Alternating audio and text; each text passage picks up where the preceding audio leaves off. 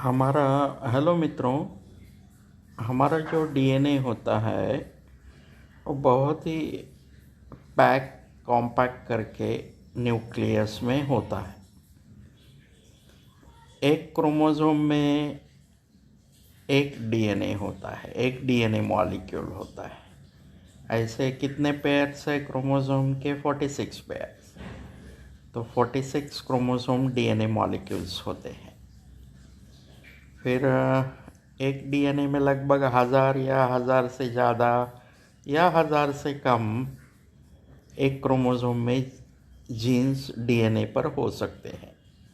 वैसे लगभग ह्यूमंस के लिए according to human genome project 20 से 25,000 या 30,000 जीन्स होते हैं। अभी लगभग से सब डेटा एग्जैक्ट रेडी नहीं हुआ है और जो जीन्स होते हैं, कुछ सेल में न्यूक्लियस होता है, कुछ सेल में, जैसे आरबीसी मैच्योर आरबीसी है, उसमें न्यूक्लियस नहीं होता है। किडनी मेडुला में भी ऐसे कुछ सेल्स है जहाँ न्यूक्लियस नहीं होता। प्लेटलेट तो सेल ही नहीं है, सेल का फ्रैगमेंट है, उसमें भी न्यूक्लियस नहीं होता है। तो जहाँ न्यूक्लियस होता है वहाँ क्रोमोसोम्स होते हैं। क्रोमोसोम में डीएनए होता है और प्रोटीन होता है। डीएनए पर जीन्स होते हैं। डीएनए पर जो जीन्स होते हैं वो एक ही स्ट्रैंड पर होते हैं, उसको बोलते हैं हम सेंस स्ट्रैंड। और जो दूसरा स्ट्रैंड होता है उसको एंटी सेंस स्ट्रैंड बोलते हैं।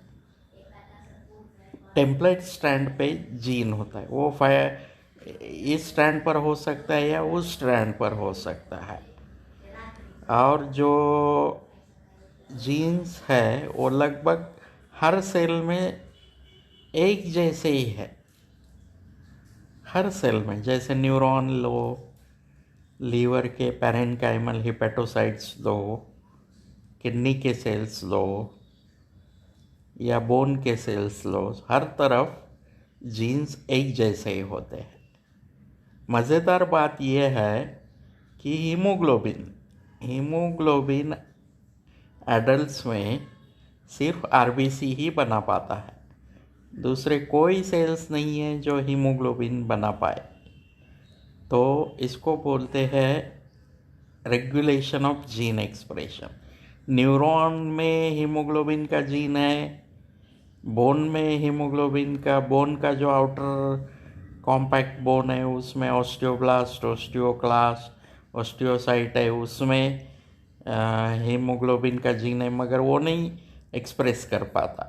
लंग्स में है, स्केलेटल मसल्स में है, कार्डियक मसल्स में है, लेकिन वो हीमोग्लोबिन नहीं बनाता, सिर्फ आरबीसी बनाता है। फीटल लाइफ में लीवर भी हीमोग्लोबिन बनाता है। फीटल लाइफ से स्विचिंग हो जाती है जब वो बच्चा पैदा होता है, उसके बाद ये काम हीमोग्लोबिन बनाने का आरबीसी ले लेता है।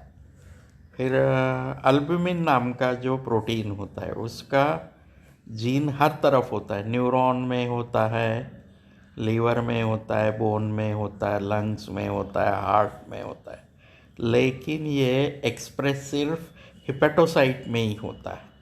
इसको बोलते हैं रेगुलेशन ऑफ जीन एक्सप्रेशन। बाकी हर जगह वो सोया होता है, यानी रिप्रेस कंडीशन में होता है। यहाँ डी रिप्रेस कंडीशन में होता है। बॉडी में 3 प्रकार के सेल्स होते हैं। एक जो कुछ फ्यू डेज में डिवाइड होने लगते हैं और रिप्लेस किए जाते हैं। दूसरे है जो नॉन डिवाइडिंग है, जो कभी डिवाइड नहीं होते। ऐसे 3 ही सेल है, एक न्यूरॉन है, एक स्केलेटल मसल मायोसाइट्स है और कार्डियक मायोसाइट्स है। मगर बाकी और ऐसे कुछ सेल्स है जो अंडर स्पेसिफिक स्टिमुलस ही डिवाइड होते हैं, जैसे लीवर का रीजनरेशन होना। लीवर का रीजनरेशन होना ये आम बात नहीं है। जब लीवर को कट किया जाता है तो remaining part of liver hyperplasia की वजह से ग्रो होने लगता है, उसको बोलते हैं रीजनरेशन। वो अंडर स्पेसिफिक स्टिमुलस में ही होता है।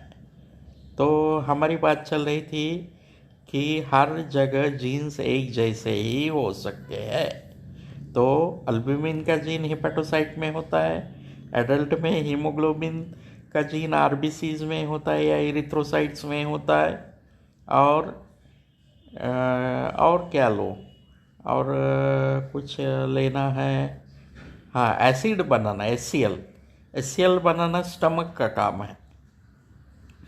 तो उसका जो जीन है वो स्टमक में ही एक्सप्रेस होता है, बाकी कहीं नहीं एक्सप्रेस होता। न्यूरॉन में, ब्रेन में अगर एसिड का जीन एक्सप्रेस हो जाए तो हम start churning our food by brain, so it is express only in stomach.